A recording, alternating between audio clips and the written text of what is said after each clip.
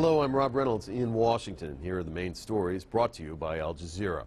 U.S. President Barack Obama has been awarded the Nobel Peace Prize. On Friday, the Nobel Committee said Obama had won for his, quote, extraordinary efforts to strengthen international diplomacy and cooperation between peoples. The honor comes less than 9 months into Obama's presidency, and the announcement drew mixed reaction from around the world. Speaking to reporters at the White House, Obama said he was both humbled and surprised by the award. A surveillance plane attached to the United Nations peacekeeping mission in Haiti has crashed, killing all 11 people on board.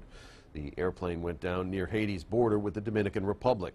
The victims were military personnel from Jordan and Uruguay.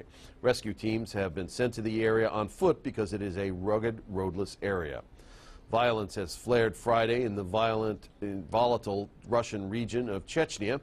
Conflicting reports from the area say 1 or 2 blasts killed a police officer and injured up to a dozen more people.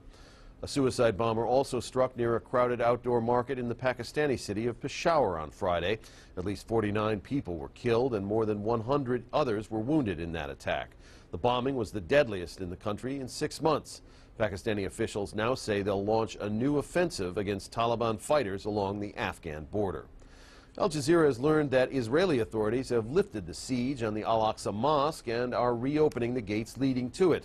Earlier on Friday, there were scattered clashes between Palestinian protesters and Israeli police in Jerusalem. The unrest began 2 weeks ago after right-wing Jewish settlers attempted to enter the holy site with the protection of Israeli police.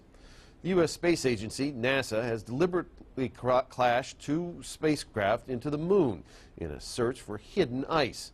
The impact failed to produce the enormous plume of water or dust as was expected by NASA, but the agency says a satellite sent back a good amount of data, and that's now being analyzed. The agency expects it will take several weeks of analysis to determine if there is, in fact, water on the moon.